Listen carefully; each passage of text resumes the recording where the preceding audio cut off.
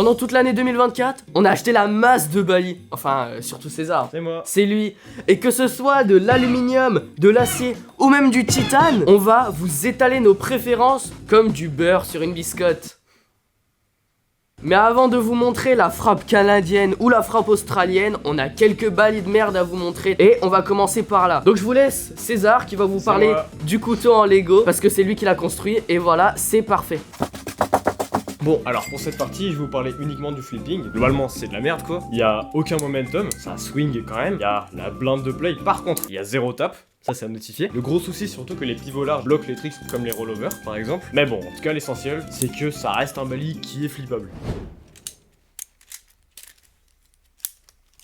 Alors ensuite on va enchaîner avec le K25 qui lui a le mérite d'être un peu plus un vrai couteau papillon que j'avais acheté sur Amazon quand j'ai commencé le couteau papillon. On peut lui donner un peu plus de mérite parce qu'il est en acier, une répartition du poids qui existe tout simplement contrairement au Lego quoi. Et c'est tout simplement de la merde qui se dévisse hyper vite. Alors évidemment on peut mettre de la Loctite mais ça vaut pas le coup même. Et puis le tap il est abominable, il y en a tellement. Et le play bon... Je t'en parle même pas. Frère, il y a une handle de play entre les deux.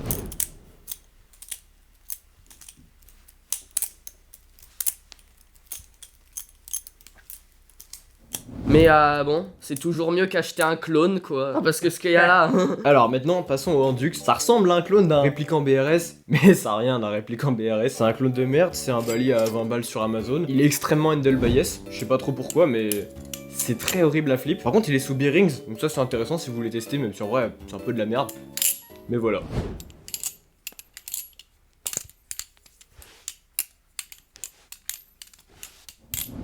Ok, alors le Kraken, je vous dis d'office, celui-là, c'est un clone, c'est pas très glorieux, je sais, mais bon. Si je devais parler uniquement du flipping, bah c'est un Kraken, c'est extrêmement compétitif. Moi je le flip dry et desserré, et bah franchement c'est un bonheur.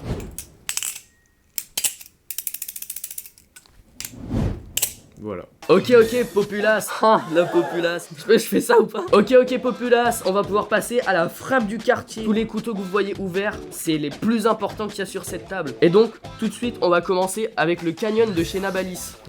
Ah, le Canyon. Franchement, celui-là, je l'adore. Avant de l'acheter, on m'avait dit qu'il était assez exotique à flip, et c'est justement ça qui m'a donné envie de l'acheter. Et honnêtement, il est assez exotique. Franchement, je dirais même qu'il est assez exigeant. Parce qu'en fait, c'est un bali que je dirais à peu près plutôt blade bias. Bah, c'est plutôt sympa pour certains tricks, mais ça en fait un bali très exigeant pour d'autres. Ce qui fait qu'il est difficile à entre guillemets dompter. Mais franchement, je trouve que c'est un bonheur à flip. Il est entièrement en acier. Il est sous bushings pour seulement 40 €, ce qui est très sympa. Si vous cherchez un bali assez exotique pour pas très cher, franchement, foncez dessus.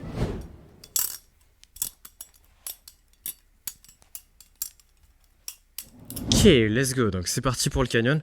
Comme j'ai dit, c'est un bali qui me tient particulièrement à cœur, je l'aime bien.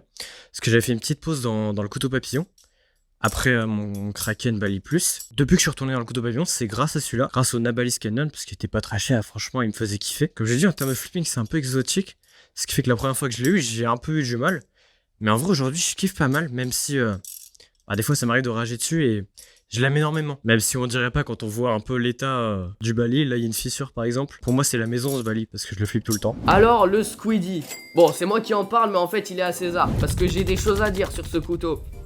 Petit coup de gueule. Ok donc le Squiddy il est en PVC. Dedans il y a des poids pour le momentum etc. Moi j'ai plus un coup de gueule à faire niveau bruit. Parce que quand tu le refermes ce couteau, juste à mon oreille il est atroce. Écoutez ça 2 secondes. Mais c'est quoi ça? Mais qui a eu cette idée? Et en plus les silencieux ils sont que sur le Squiddy B en français si vous voulez. Dû à son léger poids, je l'aime pas trop. Mais bon c'est ce qui fait son caractère. Et aussi le plastique il accroche un peu au doigt. Vous voyez ça accroche un peu. Mais pourtant quand tu le flippes il a pas tant de grip que ça quoi. C'est un peu une galère.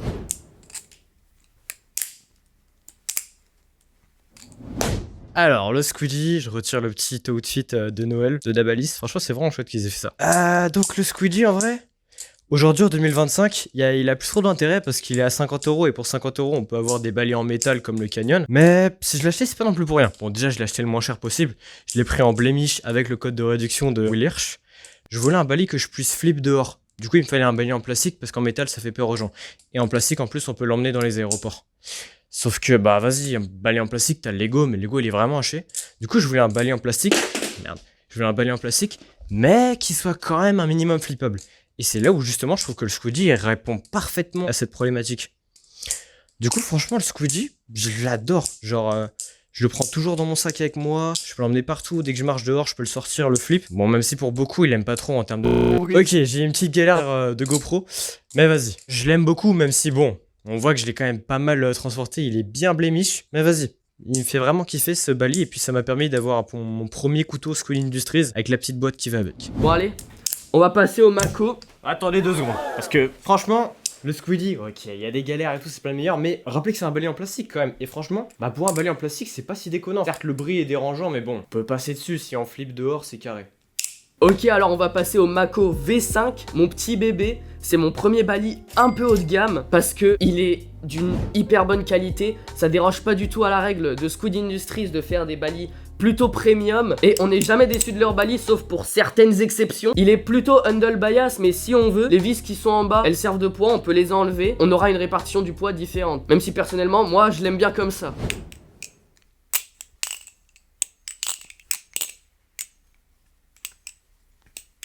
Mon couteau un peu plus premium, comme on a dit, le Mako. Une petite masterclass que j'aime vraiment. Bon, par contre, ça m'est arrivé d'un peu le blemish au niveau d'en dessous des handles. Mais on passera sur ça. Mon achat de ce Bali, il vient de l'envie d'avoir un Bali connu pour sa qualité et son expérience de flipping. Le Mako, il a déjà fait ses preuves. Et donc, avoir la V5 comme ça, c'est vraiment une dinguerie. Et ce couteau, c'est un peu mon retour dans le Bali. Un peu à l'image du Canyon pour César. Et franchement, avoir du Squeegee Industries entre les mains, ça carry vraiment dans ton flipping.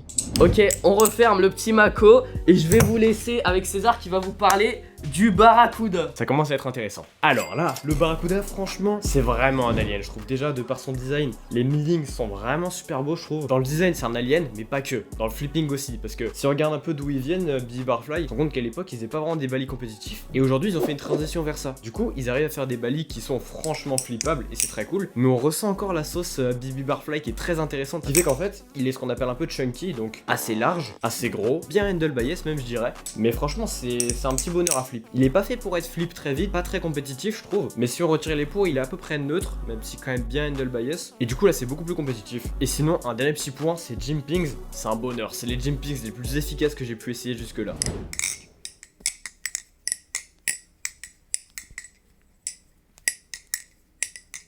Ce Bali je l'ai acheté dans l'attente de pouvoir ouvrir le Pacifique parce que je l'ai reçu 2 mois avant Noël, mais je devais l'ouvrir pour Noël. Du coup, en attendant, je me suis pris ce petit banger. C'est mon premier balai de chez BB Barfly. Et en vrai, quand je l'ai sorti de la boîte, j'ai eu du mal, je vais pas vous mentir. Parce que il est très handle bias. Et du coup, ça a été compliqué pour le maîtriser au début. Mais en tout cas, j'adorais le look et le son était assez sympa quand même. Avec le temps, je commence à l'aimer de plus en plus. Il a un petit poids adaptable. Et je le garde avec le poids, avec les 2 poids au maximum. Parce que je trouve que ça donne vraiment l'âme du couteau de chez BB Barfly. Du coup, ouais, ce Bali, j'essaie de le garder dans un très bon état. D'ailleurs, comme vous pouvez le voir, mon petit Barracuda, j'ai fait un petit stand fait maison. Si ça vous intéresse, j'ai fait pas mal de petits stands. Je vais essayer de vous montrer ça.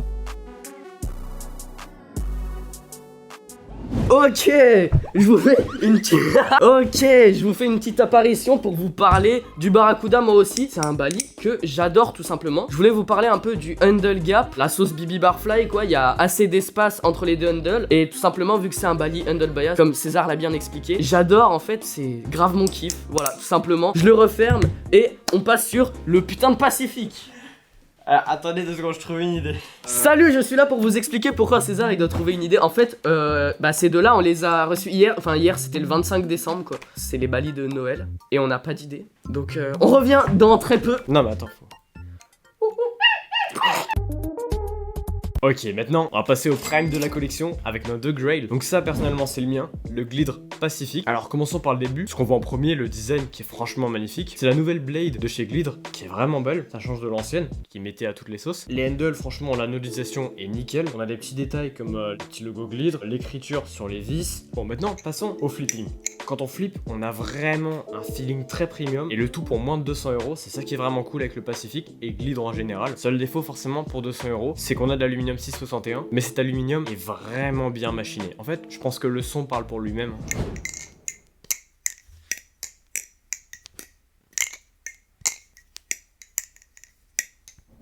Ah là là. Ce Bali, je l'ai ouvert juste hier. La première impression que j'ai eue en dehors de la boîte, c'est déjà que ça file vraiment premium comme j'ai dit. Mais c'est aussi le grip qui est là. Franchement, au début, j'avais un peu peur de me baiser les doigts à force de le flip. Et en fait, non, ça va. Finalement, c'est good, c'est juste assez. Enfin, même un peu trop, mais franchement, c'est carré. Si je vais dire un truc dessus, c'est surtout la marque Glidre. Je sais qu'ils ont des soucis pour s'approvisionner, pour faire le stock et tout. Mais en dehors de ça, j'aime beaucoup cette marque. En fait, j'aime surtout la DA. C'est vraiment beau, c'est propre, c'est épuré. Et ils font des choses vraiment qualitatives. C'est bien machiné, les vis sont faites maison. C'est vraiment carré et ils proposent tout ça à des prix relativement bas. Enfin, avec le temps, toutes les entreprises se sont un petit peu alignées sur ces prix, mais à l'époque, ils étaient les premiers à faire des balais un peu pas très chers, un peu comme le Arctic. Donc ouais, ce Pacific, il est encore pas très cher par rapport à la value qu'ils proposent. Ouais, il est super sympa à flip. Et moi, je le vois vraiment comme un grail dans ma collection, donc j'aurais pas trop le blemish. Et on verra ce que ça donne dans le temps. Pour l'instant, c'est très prometteur. A noter aussi qu'on a un système de poids modulable. C'est vraiment cool qu'il ait mis là parce qu'il est très facile à utiliser. On a juste à dévisser les vis et à les remettre. Il y a 3 configurations de poids différentes. Celle sans aucune vis est plutôt assez neutre, je dirais, jusqu'à avec les vis les plus lourdes où on monte sur un bon handle bias quand même avec un bête de momentum. Également, on a des jimpings qui sont assez efficaces, mais ce qui est surtout très efficace, c'est le grip sur ce balai qu'on voit avec la texture comme ça. C'est bougrement efficace, même un peu trop en vrai. Comme disaient la plupart des autres youtubeurs dans leur review, ça a presque un feeling de lime à métaux tellement c'est efficace. Mais bon, ça sert vraiment le flipping, on va pas rater le balis, ça c'est sûr. On a des washers en acier, donc encore une fois ça file vraiment premium d'avoir ça, ça rappelle un petit peu les produits Machine Wise. Le Pacific, un gros kiff vraiment premium, toujours pour moins de 200 €. D'ailleurs Glide dans l'unboxing, bah on a une boîte qui est vraiment cool pour transporter les balis.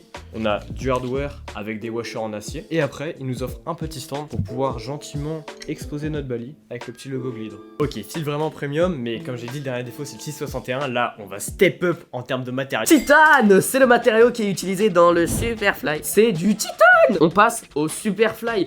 Les handles sont faits en titane. D'ailleurs, là, je vous le montre comme ça.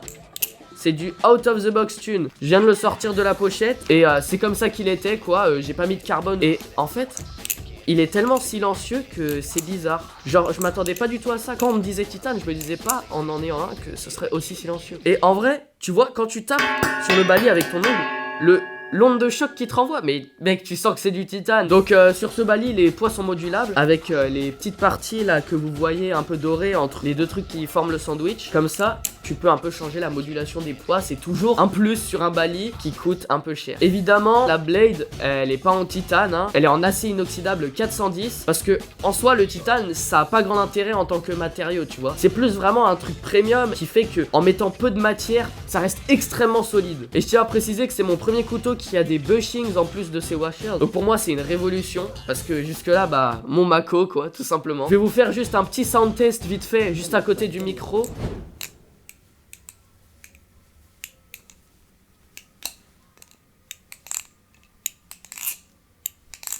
Bon, si mon avis il est un peu bancal et un peu incomplet, je suis désolé parce que bah je l'ai déballé hier parce qu'on est le 26 décembre.